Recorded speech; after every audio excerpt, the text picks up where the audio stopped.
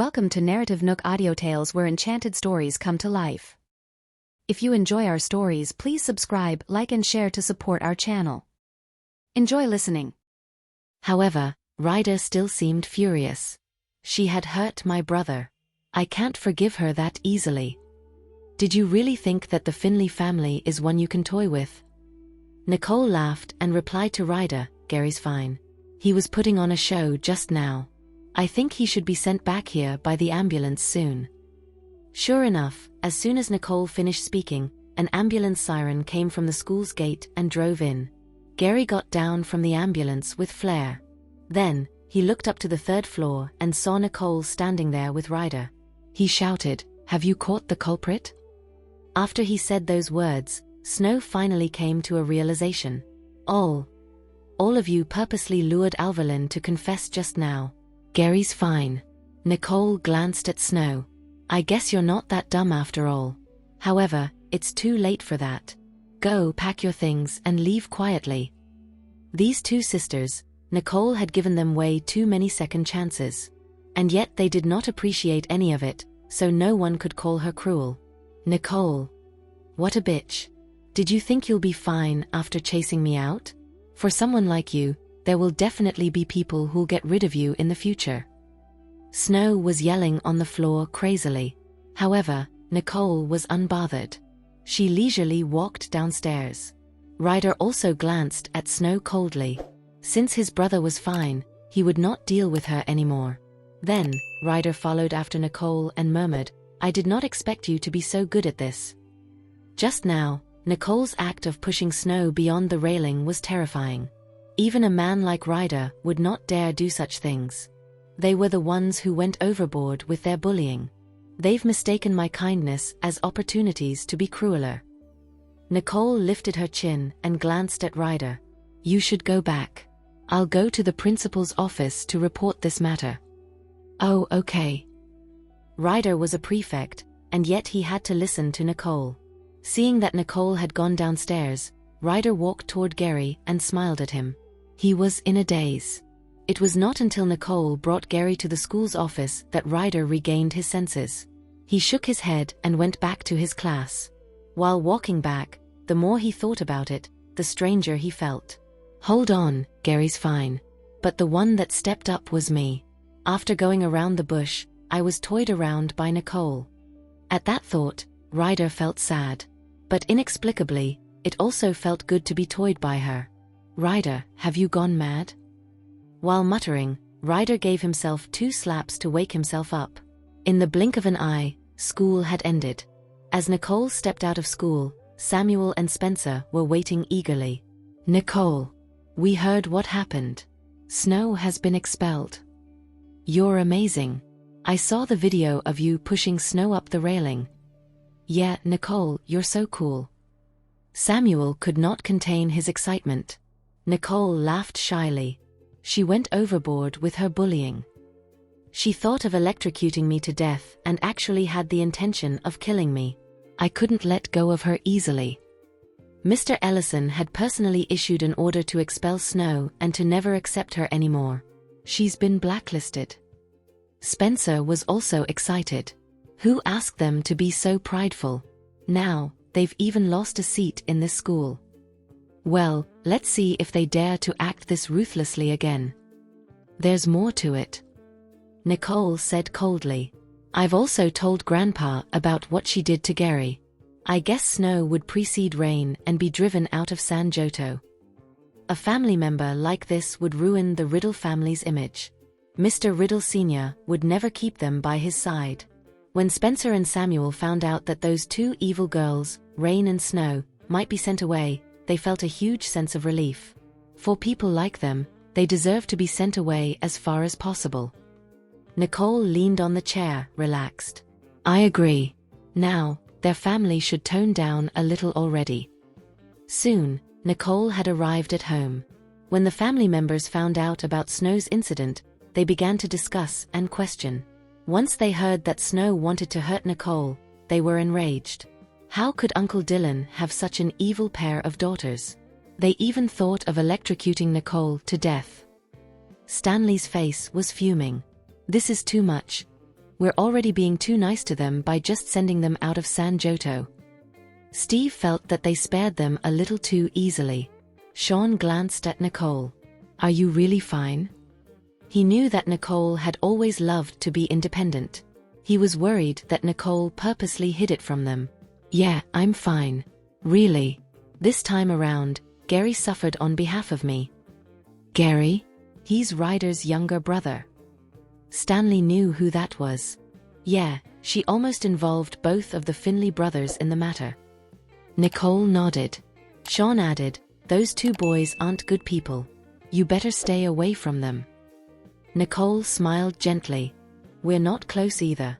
It's just that we're joining a computer competition together. Computer competition? You've registered.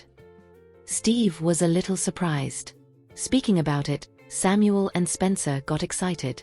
Nicole's such a genius. Of course she should join the competition. Samuel stood up proudly. All of you are unaware of it, but Nicole's skills are way above the Finley brothers. She even humiliated Ryder in class. Now, everyone knows that our sister's the master of hacking. At that moment, everyone was stunned. Nicole was even a master hacker? Nicole, are the boys telling the truth? Steve looked at Nicole hopefully. Nicole could not help but glance at Samuel and Spencer in annoyance. These two big mouths. They literally spill everything to the public. Nicole could only reply awkwardly, I just love to research it, so I only know some things about it. Steve laughed aloud. If you say that you only know some things about it, you're being too humble. I believe you're much better than that. Nicole looked at Steve awkwardly. I'm just all right. It felt like Steve was so happy, as if he had found gold. Well, Nicole, if you're really good at hacking, I would need your talent since I'm in the finance industry. Are you free to investigate a few things for me? Steve's handsome face seemed evil and he was rubbing his palms nervously. Nicole immediately raised her eyebrows. I'm not interested. Seeing that Nicole did not reject entirely but mentioned that she had no interest, Steve could sense that Nicole probably had a way to get it. Nicole, this concerns the Riddle family's profit. Also, the other party had been crossing the line. They had placed people around to spy on me and my last two bargain prices were all revealed.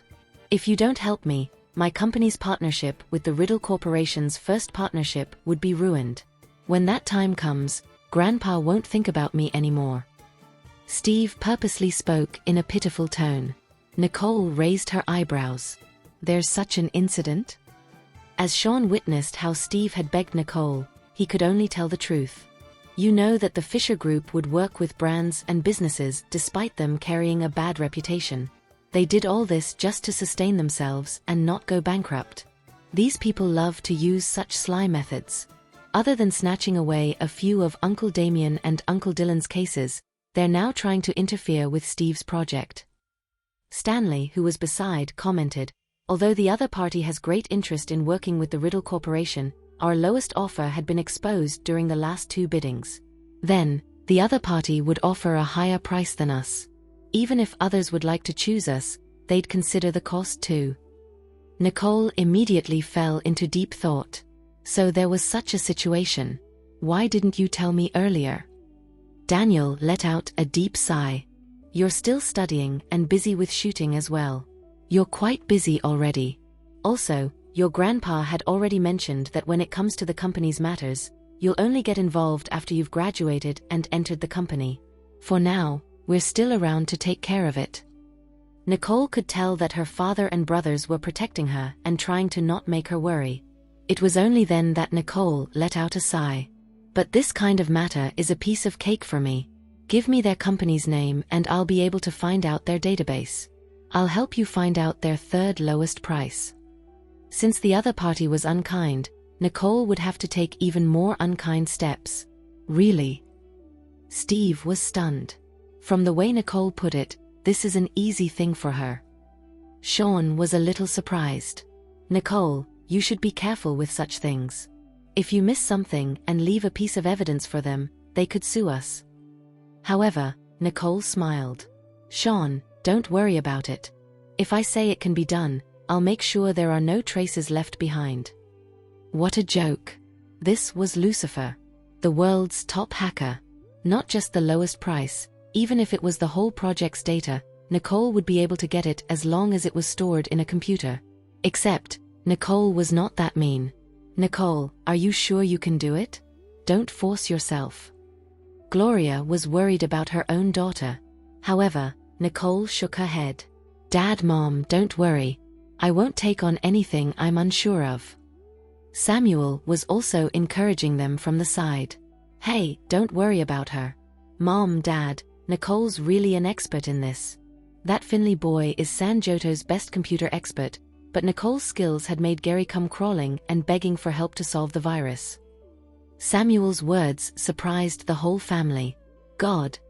So much has happened in the school. Why didn't I hear any of you mention it before? Gloria looked at Spencer and Samuel in disbelief. Their eyes were filled with astonishment. But Sean believed in their words even more this time. It seemed like Nicole was really a genius when it came to computer stuff. But this did not come as a surprise to them. They had already known that their sister was a genius. So, he should not be surprised to find that she knew a lot of things. Then I guess we'll go on with it. Sean nodded. Let's have our dinner. After eating, we'll give it a try. So soon? Nicole raised her eyebrows and looked at Sean.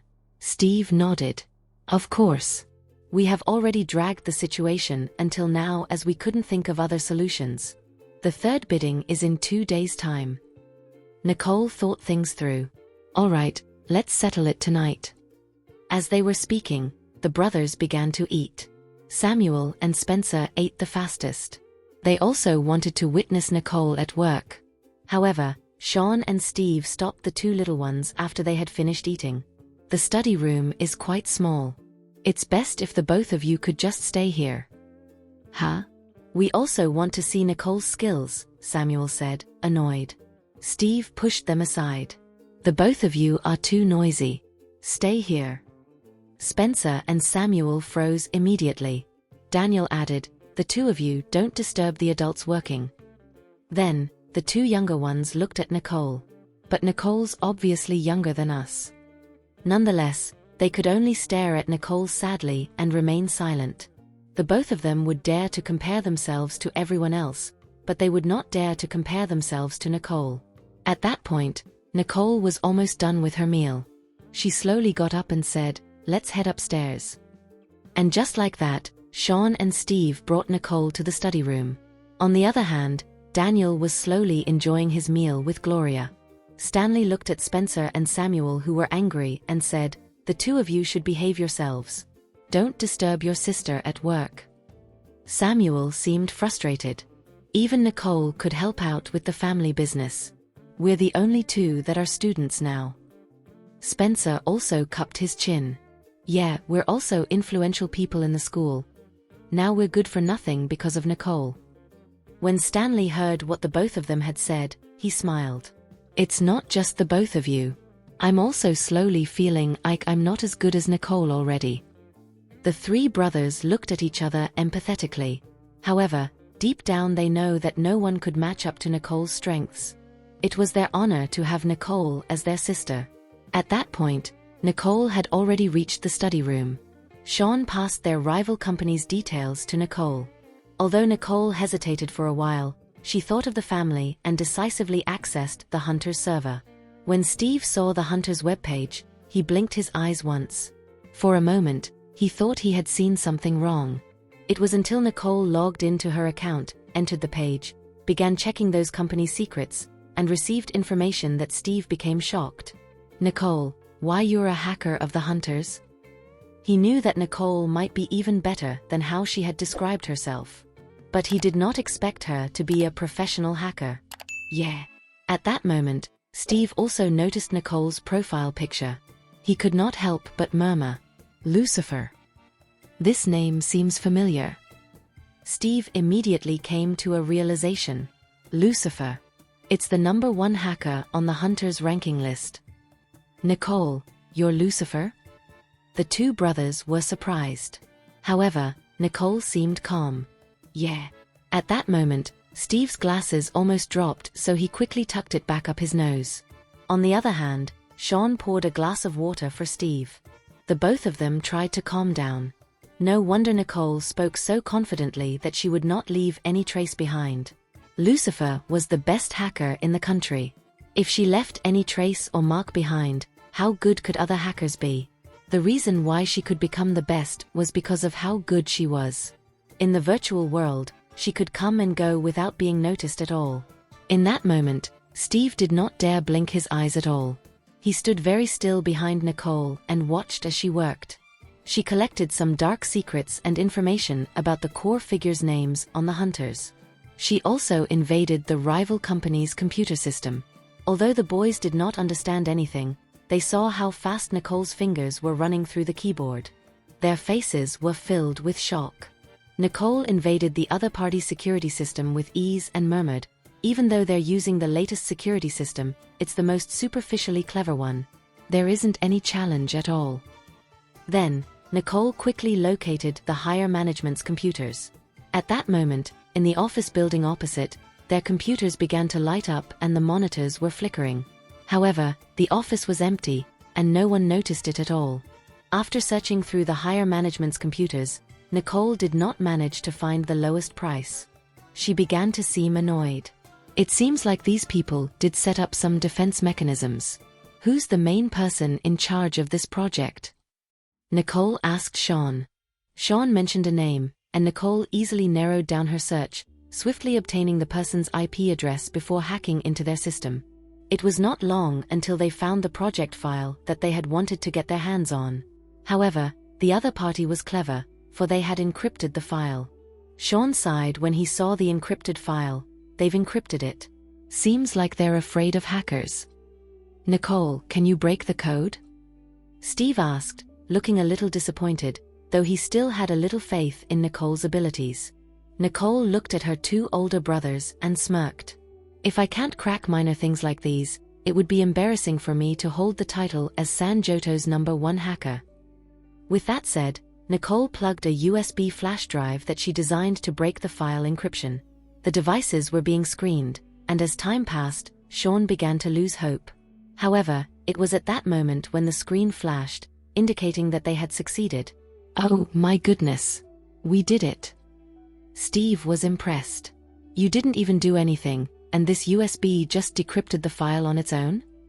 "I've installed a decryption software in this flash drive. There are multiple algorithms that can be calculated, even if the files are layered with multiple encryptions, so there's no issue." Sean breathed a sigh of relief. "Let's look into it before someone notices us. If the other party finds out, the market price might change." Nicole nodded her head and immediately opened the documents, finding within the pile a reserved price document that was signed for a low price. Sean and Steve were instantly overwhelmed with excitement. "This is it." Nicole raised her eyebrows. "What are you still doing? Quick, take a picture." "Oh yeah."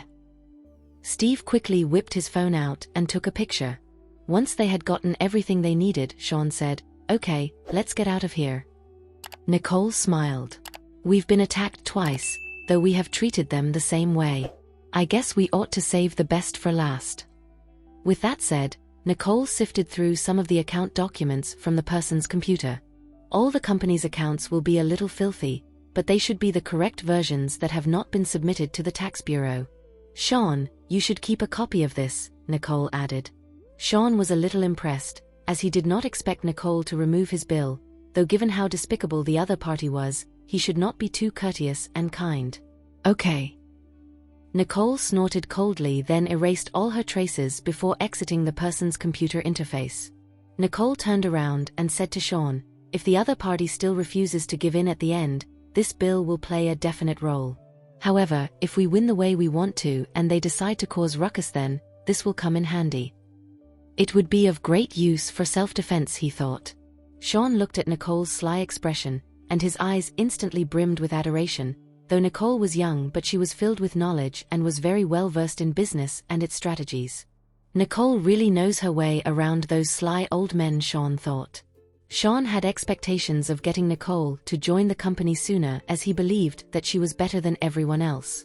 All right, I'll be heading home to get some rest now. I look forward to your good news. Nicole smiled and bade them goodbye. Okay. Sean nodded. You've worked hard, Nicole. Steve waved to Nicole as she left.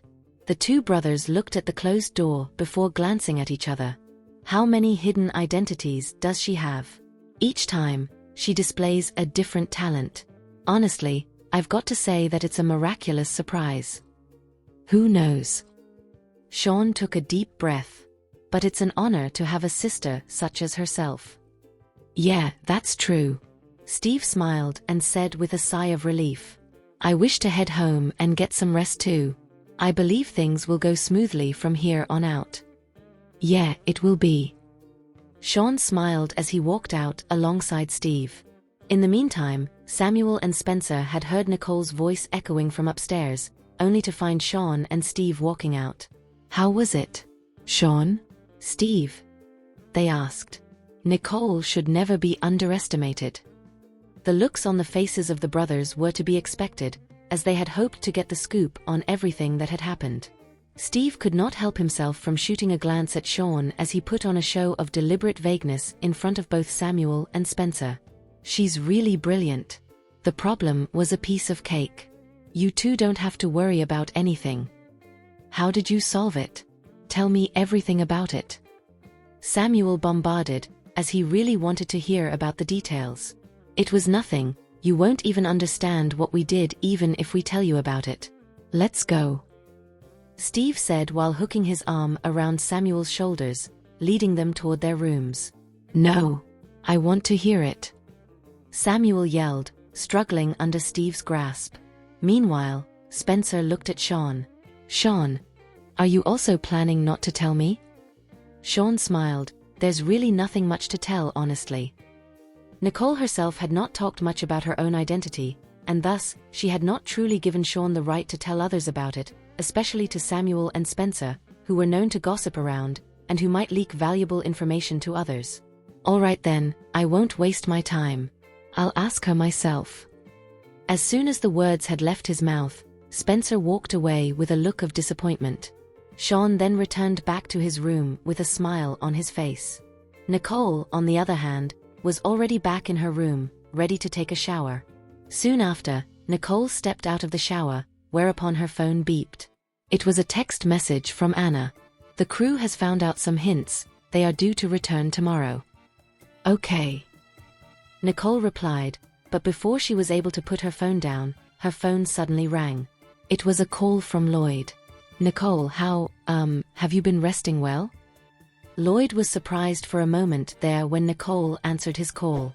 He did not expect Nicole to answer his call so instantaneously. I'm great. Have you found out much about the matter? Nicole raised her eyebrows. Lloyd nodded his head. Yeah, we've discovered the truth. I'll bring that perpetrator over when you come back tomorrow, so that they can apologize to you in person. Okay. Nicole nodded. It was good that things played out the way I wanted them to be. I don't want Jared to get all worried about me. The phone call dropped into a dead silence with Lloyd not uttering a word. This prompted Nicole to speak up. Is there anything else you need? No. I'm just worried about you. Don't worry about the follow-up scenes. I will definitely conduct an on-site inspection, Lloyd said in an attempt to reassure Nicole. No worries. I'm not some princess who can't handle some hiccups here and there. There are things that we can and cannot control, she replied. Nicole was clear about her motives when she asserted that she did not require anyone's protection or owe anyone favors. Okay then. Get it. Good night. Lloyd said. He was reluctant to hang up, but he could not think of any other topic about which he could converse anymore. Yeah, you too. Nicole nodded and hung up. She then laid down on her bed and sent Jared a message. He seems to be very busy today. He hasn't gotten back to me even after I've sent him 2 texts in a row. Nicole thought, after which she turned her phone off and went to sleep. Meanwhile, the party had come to an end as Jared walked out of it to see that Nicole had sent him texts that left him grinning from ear to ear. Wow, now this is progress. Her taking the initiative to speak to me. Without thinking twice, He then called Nicole. "The number you dialed is unreachable." Jared's smile froze and his heart plummeted. This woman knows that I've missed her, and yet she does this to me by turning off her phone. Jared hung up, feeling depressed, and whispered, "I'll deal with you tomorrow." The next day, rain and snow's dismissal from the school caused a ruckus. The two IT girls, as it seemed, had gotten expelled with such relative ease at the start of the semester that Dylan's family had become the laughingstock. With Snow's dismissal from Royal Creek completed, he did not even have the guts to show up in person. Nicole knew that both of their knees had not healed due to all the kneeling they had to do to beg for forgiveness, and that they would not be appearing in public anymore. Otherwise, judging from Karen's brash and ruthless personality, she would make a beeline for Nicole in an attempt to start a fight with her. Royal Creek without both rain and snow was eerily silent, and this made Nicole extremely content. However, the only thing that was making her a little unhappy was Jared. Today's another regular meeting at the student union to discuss the school's celebration. Nicole checked the details of the school celebration carefully, noticing that their celebration was different from their centennial celebration that had previously been held at their school's founding celebration last semester. This celebration seems to be more akin to a campus funfair in that it's open to the public. Each class would have to contribute to the activities to rake some profits in. Nicole had her fair share of school festivals and funfairs in Janlazika before, and thus, she had no such desire for an open school celebration. She really wanted nothing to do with the event, and above that, she wanted nothing to do with Harvey. However, as soon as she noted that Harvey was overseeing the student council meeting and was talking freely from his seat, Nicole was instantly displeased. She suppressed her impatience and listened on, not expecting Harvey to suddenly call her name. "I don't know, perhaps the president of the student council would like to give her input for the ideas I've suggested to the classes?" he asked. Nicole glanced at Harvey. All his ideas are worthless and plagiarizing. He's blatantly copying ideas from the Japanese schools. It's completely up to you. I'll leave this matter for the vice president to handle. In response, Harvey smirked. The president here seems to have agreed with the things I have said earlier, right? Nicole raised her eyebrows. In truth, she had not paid any attention to what he had said earlier. Because of this, he absent-mindedly replied, "Yeah." Noticing that Nicole had given him a response, he immediately smiled. "All right then. The Royal Creek department will be handed over to Preston and Edwin, whereas the student union committee members will take charge of implementing these projects. The president, Nicole, who just started her role. She and I will be working together as we overlook the projects for each class," he announced. As soon as the words were said, Nicole was stunned. "Damn it! When did Harvey even mention that he would be in the same group as me?" Harvey grinned as he noticed Nicole's pale complexion. "Since the president has personally agreed, everything's settled. Let's end the meeting here." Before Nicole could react, the meeting had ended. Everyone in the meeting room stood up in pairs and trios, whereupon they left the room together. Seeing that, Nicole could not resist herself from cursing out mentally. "These idiots. Don't they know who the president is? I've not even dismissed this meeting and they've all left. All of this is the fault of that damned Harvey. If it's not for his grandfather and his status as vice president, nobody would even listen to what he has to say." Nicole was helpless. She did not want to interact with Harvey, and so, she walked out with her notebook in her hands. Harvey followed behind with a smile. "Wow, I really did not expect you to agree to be in the same group as me." Unwilling to bother with Harvey, Nicole said, "I've never intended to be in the same group as you. I didn't catch what you said earlier." This vile person knew that I had not heard him at all, she thought. "It doesn't matter anyway since we're both the president and vice president. It's expected that we are both to handle the school affairs together. You ought to start getting used to it," Harvey said with a smile, and emphasized the last few words. Nicole glared at him. "It seems to me that you do not remember anything that had happened last time." I was a little too easy on him, she thought. Harvey smirked before giving her an arrogant smile. "Enough. I've suffered enough, so much so that I've been left limping for 2 days. I couldn't even give him a proper answer when my grandpa asked me what had happened." Harvey's eyes were brimming with diabolical intentions when Nicole noticed that he was using his grandfather as a shield. Don't think that you'll be able to weasel your way out, even if you pull your grandfather's card. It was Mr. Ellison who had admitted Nicole into Royal Creed as a favor to her for having saved his life before this. Nicole was never indebted to anyone. Well then, spare me no mercy. In the worst-case scenario, you can just beat me to death, but as long as I am still alive and well, I'll not stop pestering you until the day I die. As Harvey was speaking, he inched closer to Nicole and caressed her hand. Nicole immediately withdrew her hand in disgust. Harvey, are you crazy? Harvey looked at Nicole and smiled with his eyes, during which the atmosphere became a tad bit chilly. Yeah. Like I said before, I will make you mine at all costs. Nicole looked at him coldly. Do you think you'll ever succeed? Harvey flashed her a slight smile in response. It seems to me that you don't know me well enough.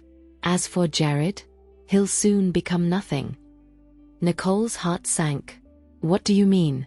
What did you do to him? Harvey saw the tense expression on Nicole's face, and his heart felt like it had been stabbed 1,000 times over, leaving it in a state of inexplicable pain. As expected, it is only Jared that could get you to react like this. Harvey was still smiling, but the curve on the corner of his mouth suddenly made his smile wicked. Noticing his anger, Nicole bluntly said, "He's my fiancé. Of course I would care about him." Though Harvey's heart was aching from those words, his eyes became determined. Okay, the more you care about him, the more determined I'll be to bring him down.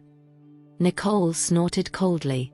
I would like to see you try, and we'll see who ends up losing. Jared is my man and not just some random dude who is easily replaceable. Harvey is too deluded if he thinks that I would sway, she fumed. Harvey laughed at Nicole's reaction of disbelief. It's okay. You will know soon enough. However, the work here still needs to be done, or are you afraid that you'll catch feelings after working long hours with me? All Harvey could ever envision day and night was the two of them getting along nicely. He refused to believe that there was not one moment where Nicole was attracted to him. Nicole, on the other hand, was particularly determined.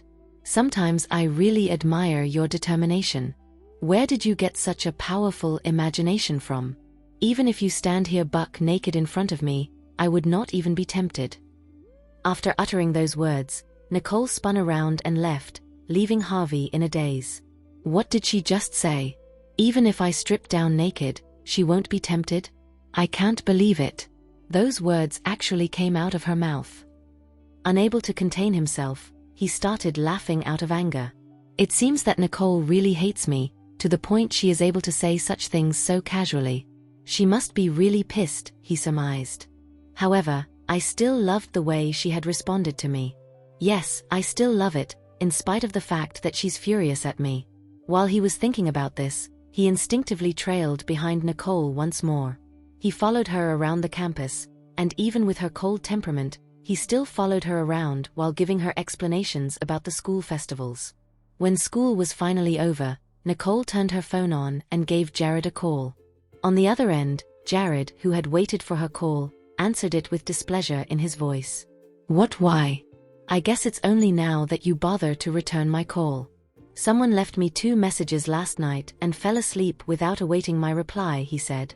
Nicole issued a sigh of relief as she heard his voice, and her heart calmed down almost immediately as she smiled. Why? Are you not happy? This dude is getting more and more clingy, and he's getting better at teasing too, she thought. Of course. Back then, whenever I found myself unable to contact you, your phone would not even be switched off. I've waited the entire night for your reply, he responded. Not bad, Nicole thought as she assessed her fiancé. She then took a deep breath and said, All right, I won't turn off my phone at night from now on. I just didn't want others to interrupt my rest at night. Nicole had hoped that she would be able to get a well-rested night without disruptions from others. As for Jared, he became quiet as soon as he had heard Nicole's thoughts out loud. He understood her perspective and where she was coming from. I understand now. Listen, I will get separate phones for us both, and we'll be the only ones to know about them. Nicole felt butterflies in her stomach as she replied, Okay. It was only after Nicole had agreed that Jared felt better. "How's your company these days? Have you encountered any problems?" Nicole asked, as she could not get Harvey's words out of her mind. After all, Harvey was not the sort of person who would just bark and not bite. Jared was silent for a while as he realized that Nicole might have discovered something. He pondered for a while before responding with a smile. "Yeah, everything's going well. There are some unscrupulous characters trying to pull some dirty tricks on me, but don't worry about them. Don't stress it though. I've come prepared." Nicole immediately understood who Jared was mentioning about. "That idiot actually pulled some tricks on you," she exclaimed. "I should have beat him to pulp when I had the chance to. That scum really is asking for it," she seethed. Jared smiled. Back at the Riddle banquet, what he said were not complete lies. "I've been long prepared for things like these, so don't worry too much about it. He won't be able to lay a finger on me, and on top of it all, he might help me make more money from it, inadvertently of course." Jared's tone was filled with confidence, and this made Nicole feel relieved. "Really?" "Yeah, don't worry much about it, okay? Just worry about yourself. I'm concerned that he will stir some crap for you in school," he replied. Nicole shook her head. "He won't dare to. Mr. Ellison is still the principal of Royal Creed. He won't have the guts to cross me." At this point, it was a certainty that Mr. Ellison would try his best not to offend her, as she now had the fire crest in her possession. Though Harvey is not aware of who you really are and the many identities you hold, you ought to be careful about them. Jared was concerned that Harvey would be cornered by him, which would not bring any good for Nicole. "It's okay, don't worry about it." Nicole smiled and said in an attempt to reassure him, "Do you want to have a date night?" Jared looked at his watch, reckoning that he would be getting off work by 7. In response, Nicole shook her head. "Lloyd called me last night to tell me that we are going to start filming again tonight. He had already found the guy." "Oh." Jared raised his eyebrows. "He has really found the person who had done this? Legit?" Jared had gotten Max to investigate. However, there were no findings on his end. It was truly sketchy to him that Lloyd had found the person before they even could. "It doesn't matter. I should do the stuff I've promised sooner or later, don't you think? It's impossible to keep pushing this back," she said. Indeed, Nicole had already foreseen it coming. But what's more is that, whether Lloyd is being truthful or not, only he himself would know about it.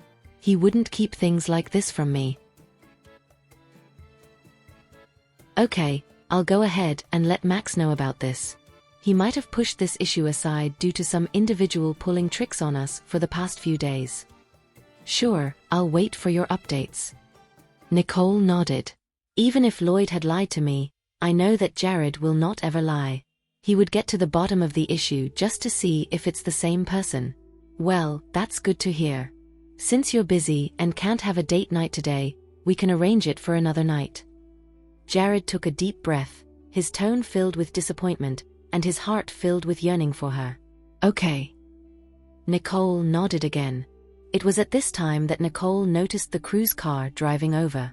Fortunately, Nicole had already informed Samuel and Spencer beforehand that they would not be going home together. With that in mind, Nicole immediately hopped onto the van where Anna was sat. "Shouldn't you be with Lloyd?" Nicole asked, feeling slightly surprised. It was kind of rare for Anna to pick Nicole up, as she had only done so once before. "Mr. Holder had asked me to come and pick you up personally today, as a token of his apology," Anna said with a gentle smile on her face. "He's really sorry for everything that had happened before." Nicole withdrew her gaze and responded flatly, "It's actually nothing to be sorry about. I didn't get hurt or anything." Nicole had not paid much attention to this matter before, but for once, Jared was right. She ought to find out for herself who this person was, or else, they might continue to give Nicole hell in the foreseeable future. "This is the crew's mistake, so it is only right that I must give you a proper explanation regarding this matter." Anna nodded, before telling the chauffeur to drive. Soon after, both Anna and Nicole arrived at the set. Anna personally guided Nicole to the set before sending her to the dressing room to get ready. "You should go ahead and get yourself ready. The person we've caught has yet to arrive. I'll bring him over later. Anna whispered in Nicole's ear. Okay. Nicole nodded, as she was not expecting Lloyd to personally arrest someone in front of her. This ought to be fun to witness, Nicole thought. After 20 minutes, Nicole completed her makeup routine and walked out of the dressing room where most of the crew had already arrived. Nicole then took a seat while going through the script. Both Lloyd and Anna noticed that the time was getting nearer, and that was when the latter walked up to the middle of the set. About the prop car accident from before, we've discovered that someone had deliberately tampered with the brakes. Though the on-site surveillance cameras have been deactivated, we've examined the car and found the real culprit, she announced. As soon as the words left Anna's mouth, everyone on the set fell silent. The manager, who was standing next to Chloe, was so frightened that he spilled Chloe's coffee. What are you doing? Chloe yelled once she noticed the spilled coffee on the small table.